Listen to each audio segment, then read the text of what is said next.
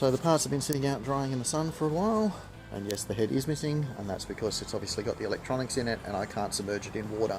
I probably could, because they are sort of sealed up pretty well, but I don't want to take the risk of damaging the LEDs. The final thing to do with these now is to give them all a bit of a buff and a hand polish, and then they'll be ready for reassembly.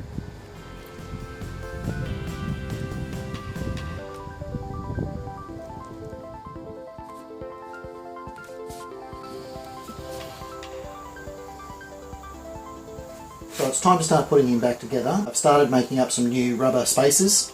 The spacers I used last time were sort of this sort of stuff. This is basically the EDP foam sort of thing. It's a little bit like exercise mat. It's quite compressive, which I thought initially would be alright, but after a while it distorts in shape, and the other thing is that it's a lot softer by comparison. This is more like just a compressed or a vulcanized rubber, more like what car tyres are made from. I shouldn't have nearly as much distortion issues as far as these pieces are concerned, and they're a lot tougher by comparison. I've got the hole slightly off centre there with a little bit of a cut. That just allows me to get it on and hold it in position so that it doesn't slide off by itself. And from there it's just a matter of sliding that up, wedging it up into position, which forms that sort of cup shape that we're after. Then I can put the next vertebrae piece on, and the next rubber piece. And then the last piece doesn't need a spacer, because technically that's part of the pelvis piece, which is what eventually with those 4 bolts ties it all together. Now from here all I want to do is tighten this up sufficiently so that those rubber spacers compress the way that I want them to do, and so that the spacing is even between each of them. How tight I make this also affects how flexible the spine remains.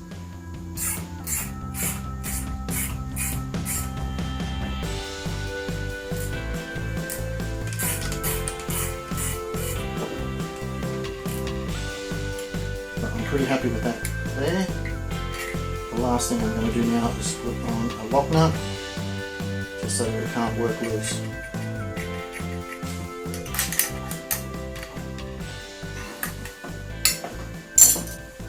So that's the pelvis piece that connects to that bottom plate. In a perfect world I would have cast this up as one solid piece, but because of the complexity of the shape and the sheer volume of metal that is in this, I had to cast it up in several pieces. To give you a breakdown on what it is, each one of the screws that are there represent a section of it, and there's a lot of other hidden elements in there as well. The central core piece, which is this piece, is the piece that's underneath here. That's the primary mounting piece that everything bolts into. So it's bolted in from several sides, as well as the top side there. You then have a small piece in the center here, this section there that came in and out. That's bolted in place and is hidden by that little piece that's across the top. And then it's all sort of tied together to become one solid piece and finished off and hidden with the epoxy putty stuff that finishes off these joints. The central hole that's there is what lines up to the tensioning cable, and then there's 4 screws that come from underneath that sort of all tie it in together. These screw holes are also part of where the cables and hoses for the legs connect to. The 2 screw holes that are here line up to a couple of corresponding mounting pins that are on the bottom of the plate. And the final piece is the screw that actually holds it in place.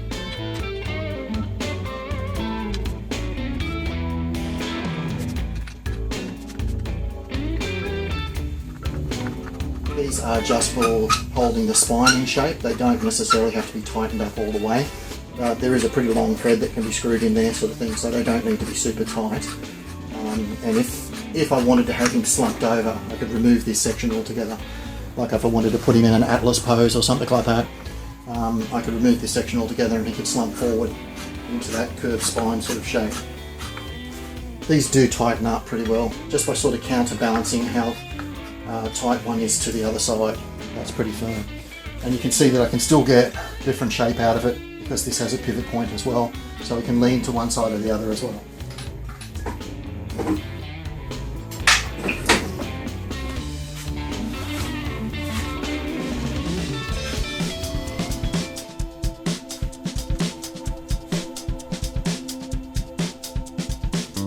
With the hip pistons, they are basically identical, and you could switch them over from left to right. It really wouldn't make any difference. Have them with a distinguishing setup though. What I've done is these 2 bits that go into the top is what holds the internal cable that comes down, that cable there.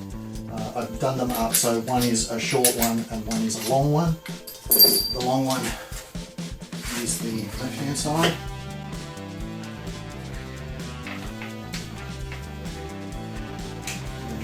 screws on. Just going to make sure that there's no tension on it so that we're not cross-threading the screw.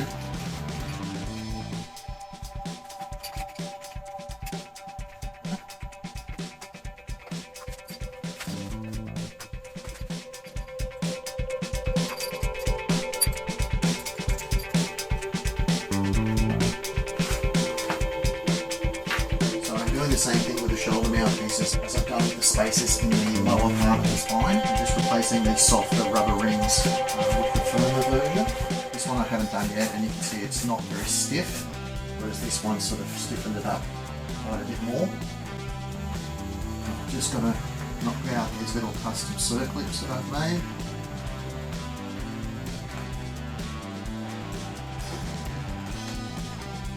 That's this little staple looking piece. Goes into the back, and the two small holes there sort of thing just allows me to push it back through. Once that's taken out, I can remove that really easily. And then there's a locator section notch there that pin sits through so that that piece can't slide off.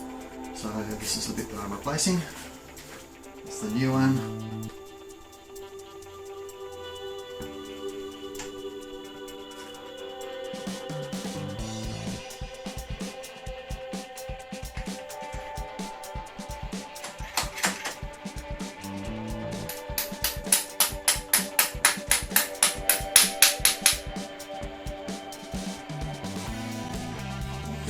Adds quite a bit more tension to that now as well.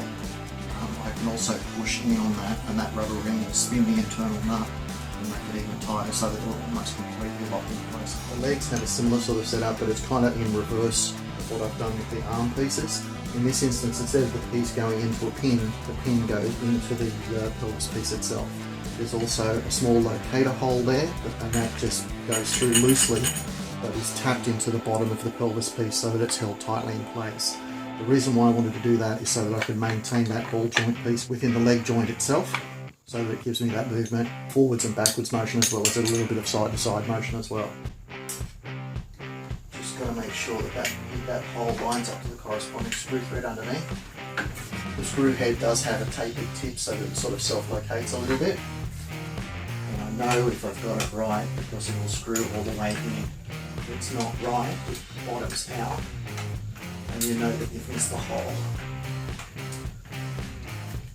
That's it, that's completely flush there now because it's countersunk as well, and that's the top part of the leg on.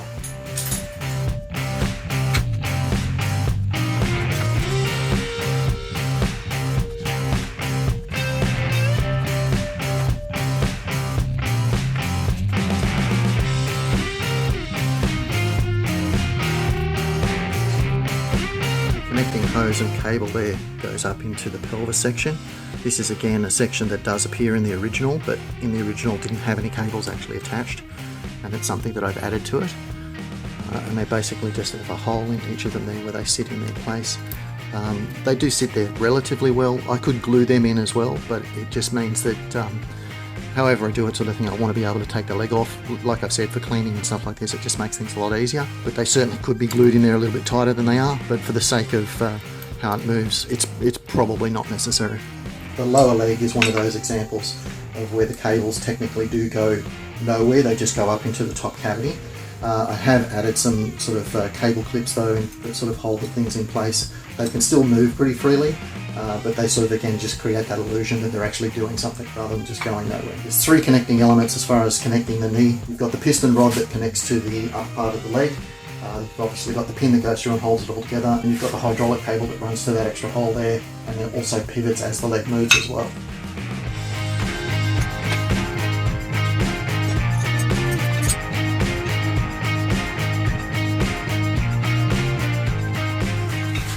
I haven't added any rubber pieces to the inside of the knees. I don't feel like they need them, and I like the idea of the knee being fairly loose anyway, so that as I sort of jack him up and down, the leg will sort of move independently.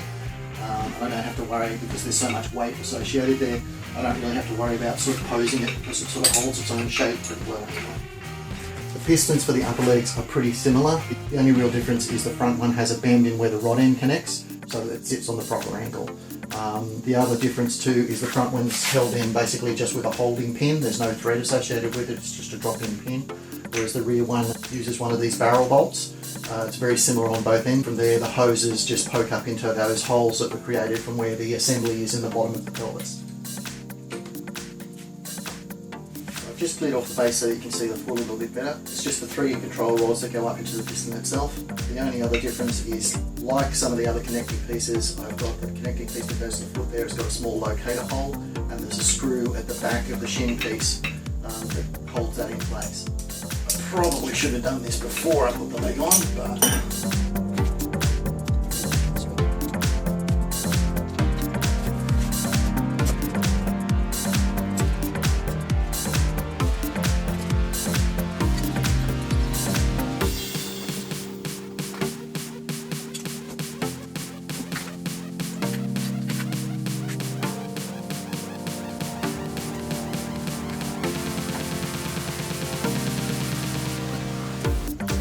just so you can see how the legs can be moved and positioned, I've plugged the electric lifter back in, so you can sort of see the range of movement that he's got in his legs.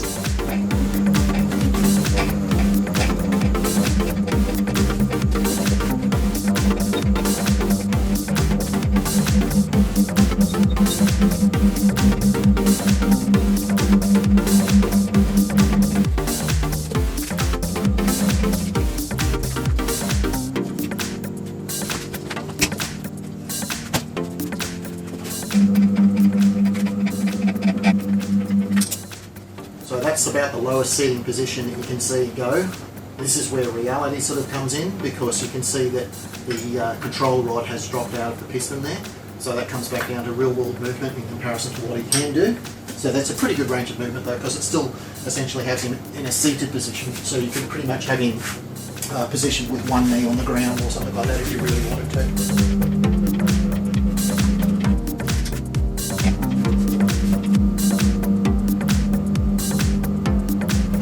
That's it set up with the legs in full extension.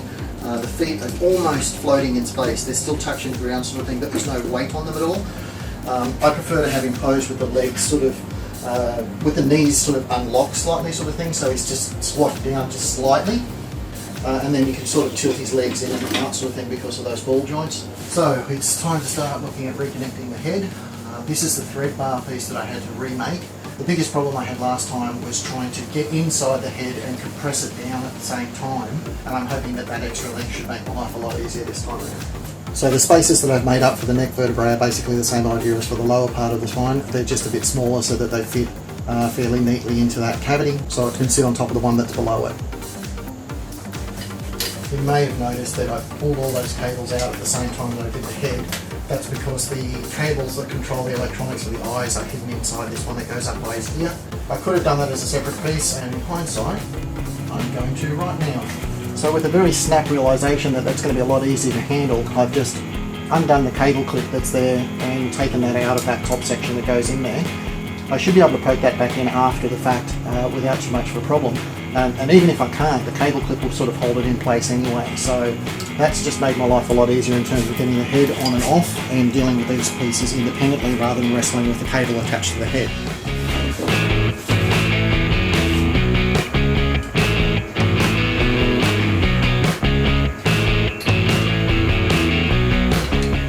That's giving me heaps more thread on the inside there.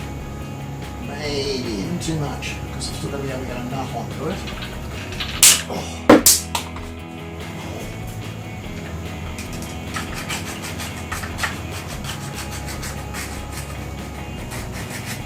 That's better.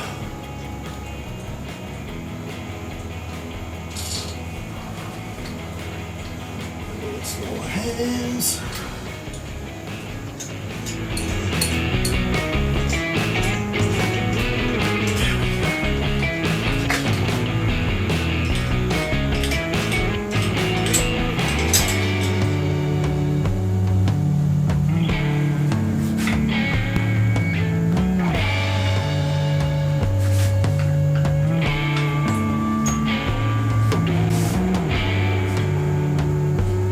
So I don't have to struggle holding these in place. I've got an internal support pin, which is a hollow pin, and that holds the piece in place, and then I can put the connecting bolt through it.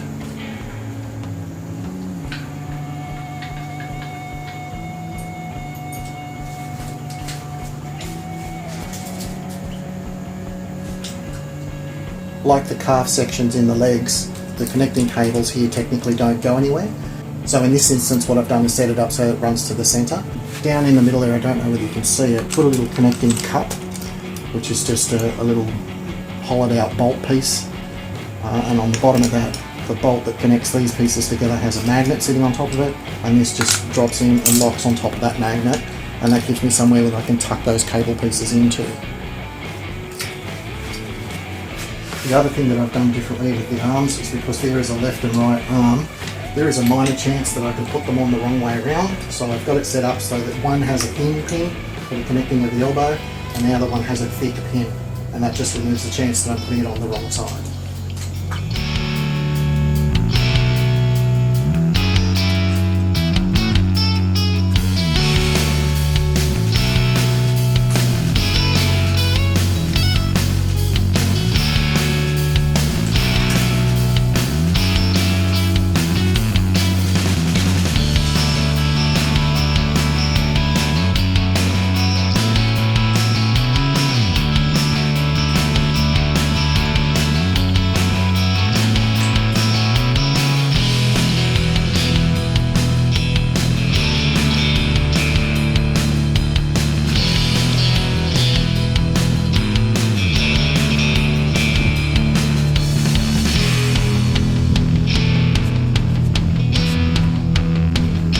So the one thing I didn't get back on film was the battery cover and the spinal plate there being reattached.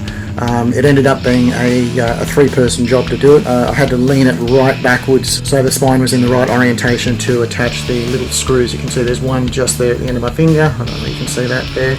And then there's a corresponding one on the other side. And it took a little bit of wrangling to get it back in place. But apart from that, he is all put back together again.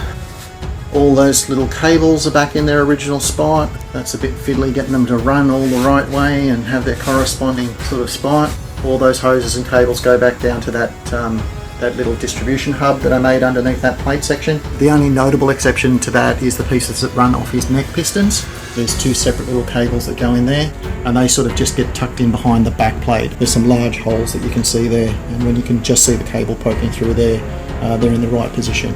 And then the very, very last piece to put back on is just his little side gearbox cover that clips in there. That's just friction held in there. And that is basically him. He's looking all prim and proper and shined up now. For anyone who's interested, the rubber spacers in his neck added probably about, I don't know, half an inch, 3/4 of an inch to the total height of the neck. But I'm pretty happy with the way he's gone back together. So anyway guys, that'll be the update for this time. Thanks for watching. Talk to you next time.